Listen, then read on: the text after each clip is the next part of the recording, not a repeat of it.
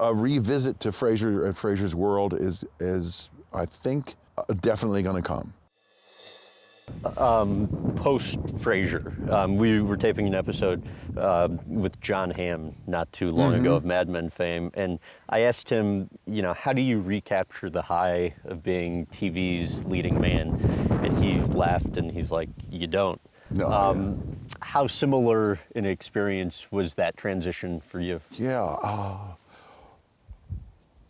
Well, Frasier was a giant accomplishment. You know, honestly, actors get wary about, you know, successful characters because then they kind of like take away your right to play other ones.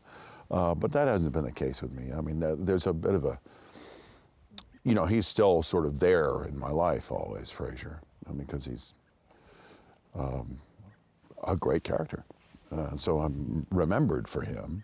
But recently I've been playing a lot of different roles and I'm having a really great time at it. And that's what I always wanted to be, was just an actor that played different characters. So that's happened. How did the level of satisfaction that you got from the roles and parts post Frasier compared to maybe what you would have been expecting? Right. Frasier was so good. You know, it was a great performance and great writing and all the things you needed to have it become great. I've experienced that since, and so I haven't been cursed by it, you know, in a weird way. It's been great. It's just like when the first time you do it, you know, the very first time I did a role where I went, wow, that felt like truth. Just, you know, and that's what we get off on, I think. It's like you get to sort of touch human truth through a performance. You know, I mean, somebody said it describes great art as a true lie. It's a very simple set of words, you know, a true lie. That's exactly what it is. I mean, we're not telling the truth, but we are conveying truth, you know, with a mask. And it's a great way to make a living. The Simpsons, the voice of Sideshow Bob. Well, there's a great truth in Sideshow Bob. What does that entail? Sideshow Bob is a character based upon a person I knew. His name was Ellis Rabb, and I've said this before in, you know, many instances, but Ellis was a colorful, flamboyant man that I knew, that I did some work for years before, and he would say the most wonderful things. "Oh, Kelsey," you know, things like that. "Today I am," you know, and I thought, God, this guy, I got to use him somewhere, and. The occasion arose with Sideshow Bob. So Sideshow Bob is Ellis Rabb, my version of Ellis Rabb. How did The Simpsons come about? Sam Simon had been a writer on Cheers.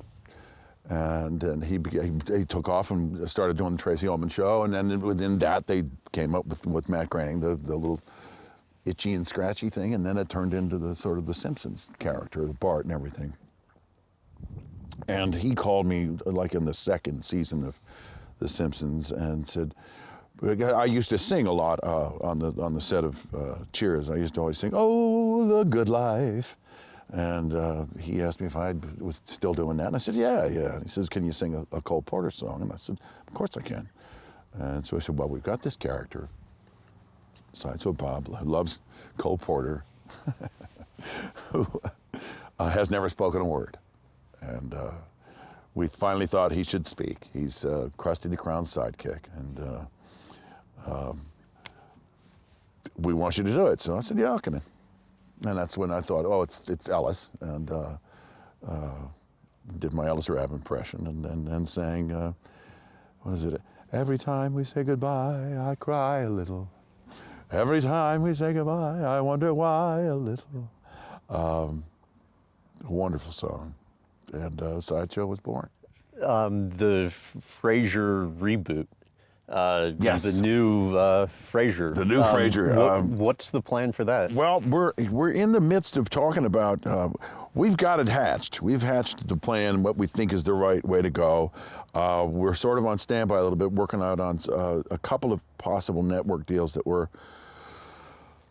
circling. Okay. And Frasier is sort of in a second position to that at this point. So, you know, there's still stuff going on. But a revisit to Frasier and Frasier's world is I think, definitely going to come.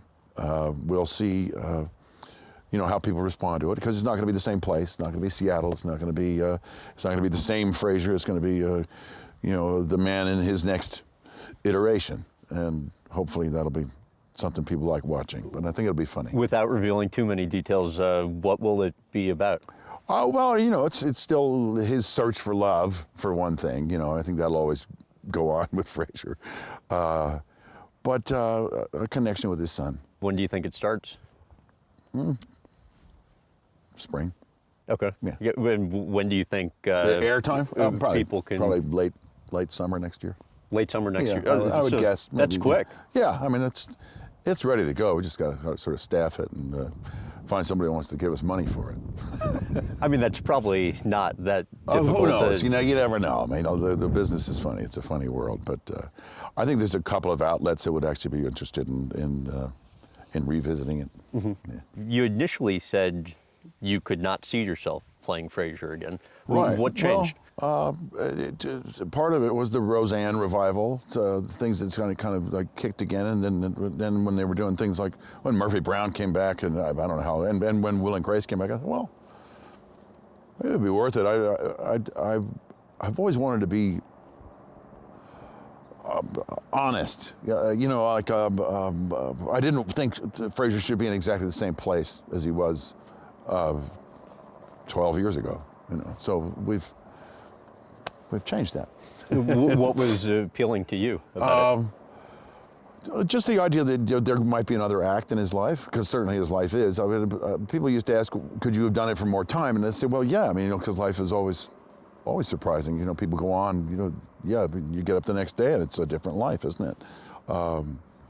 And so I thought you could always tell stories about that.